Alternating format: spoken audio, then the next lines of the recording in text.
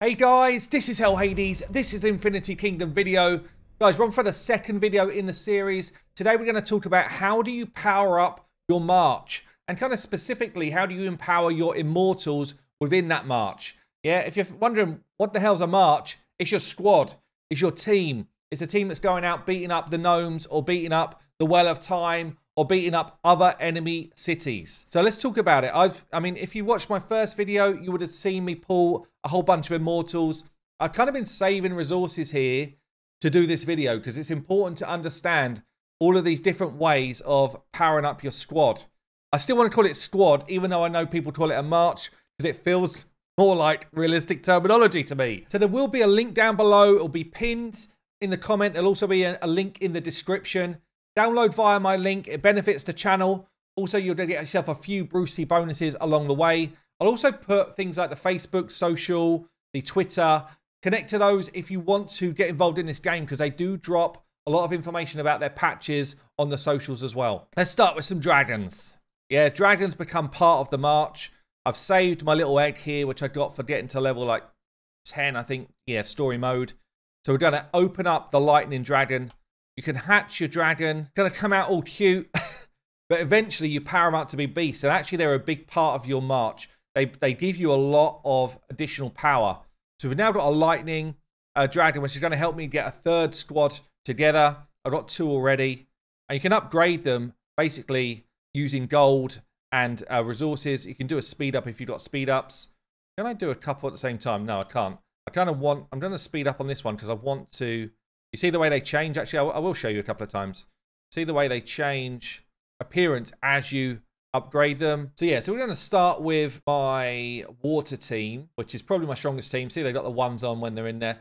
It's my strongest team in terms of the amount of epics I've got within the team. It's also a team where I can start to level up. So you can see here, there's a few ways to get powers, a few ways to kind of grow. First one is just their level. Yeah, so I can increase their level by using the basic experience scrolls, which you gain through the game. I've bought a couple of packs, which gives me quite a few of these to use.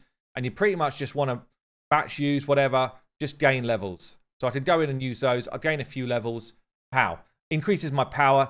Increases the troop number that he's able to hold. And you can gain this experience actually just through killing gnomes out on the battlefield. You gain like 1,000, couple of thousand per hit, depending on the level that you're fighting. Or you can do the same using these scrolls here. So I've got quite a lot. I'm going to throw up a few more levels on him. Gets him up to level 21. So just straight up, he can now hold more troops and has got a higher power. You've also got equipment, which you farm whilst you're out in the wider world. So as you're going out killing down troops, basically you get equipment. And some of these have got set bonuses. So you see here, we've got a physical damage bonus of 3.2. And if you strengthen, you can actually go in and use these crystals, which we've been collecting, to strengthen up your gear. So I would say only do this on gear, which is, you know, probably a bit of a longer term view. You can also go one tap strengthen and strengthen up the whole group like that. See the way I've just done that? It's just burnt all of my resources. I didn't realize it was going to do that. I've just burnt all my crystals. But it's not bad because this dude is actually a beast. And I'll tell you what, if you do make a mistake like that, one of the things I love about this game, we've got this Alchemy Lab where you can actually dismantle stuff that you've already done.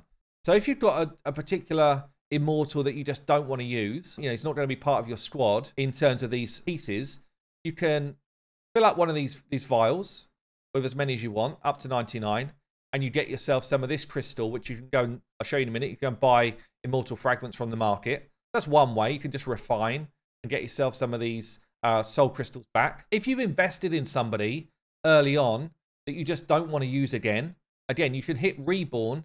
It will give you all of those resources back. So this dude I'm never going to use now that I've got better immortals. Same with this dude here as well. I can only do it every half hour. But it's actually a way to get your stuff back. And if you've just thrown all of your resources into a particular item, you could unequip it and then get them back.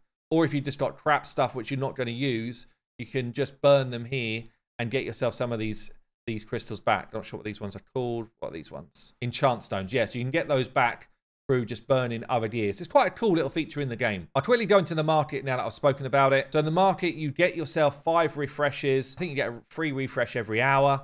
And you also get these refresh scrolls, which you get now and then. So you can actually look out for heroes that you're trying to upgrade. So there you go. It's a dude I just put a load of effort into.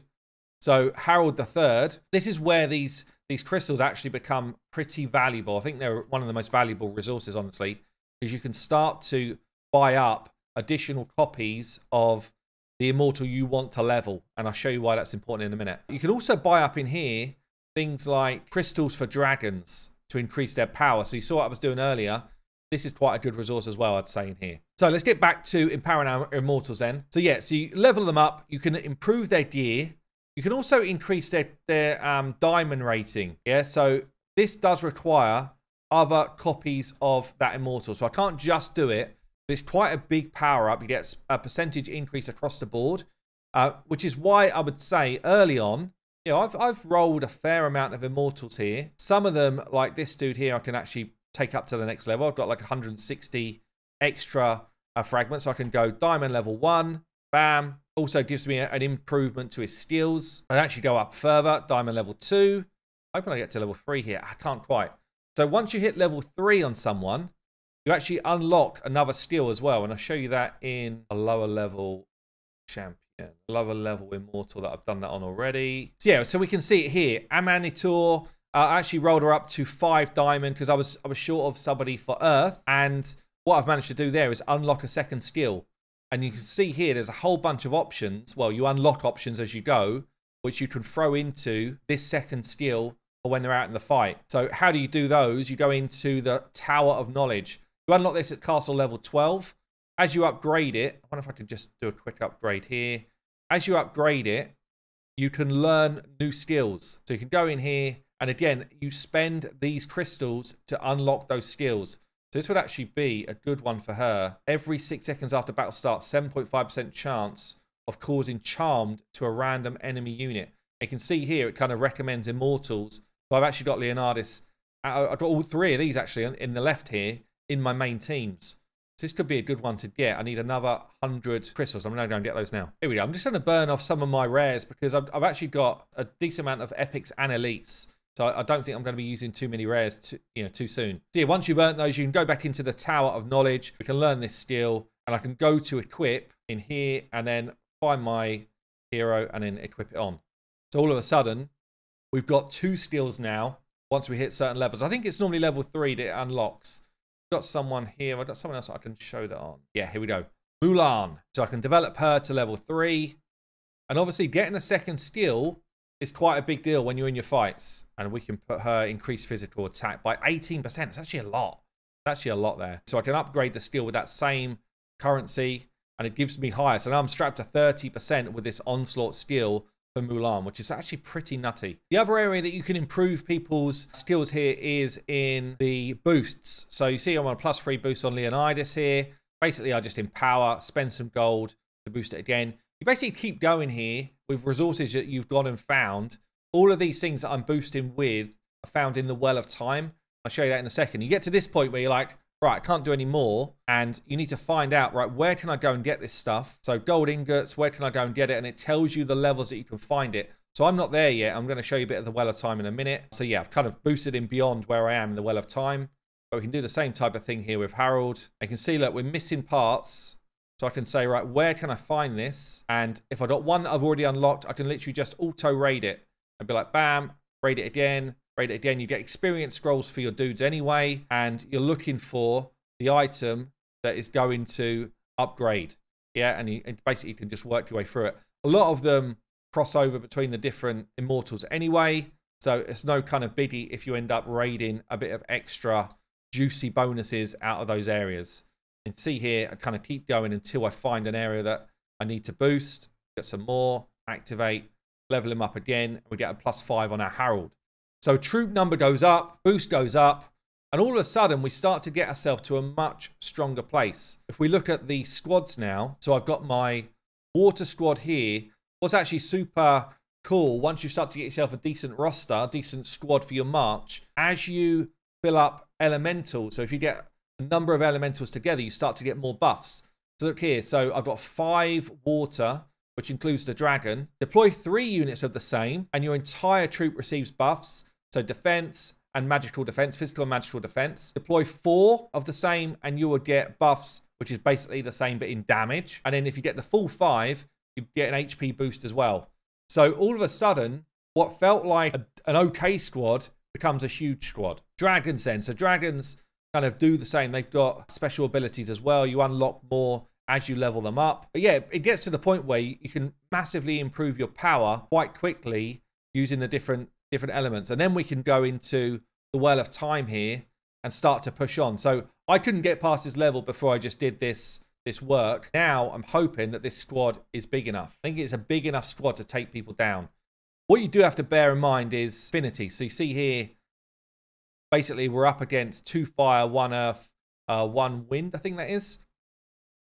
I should blow these up, but if not, I could actually rework into a different squad that might have a better overall kind of affinity advantage.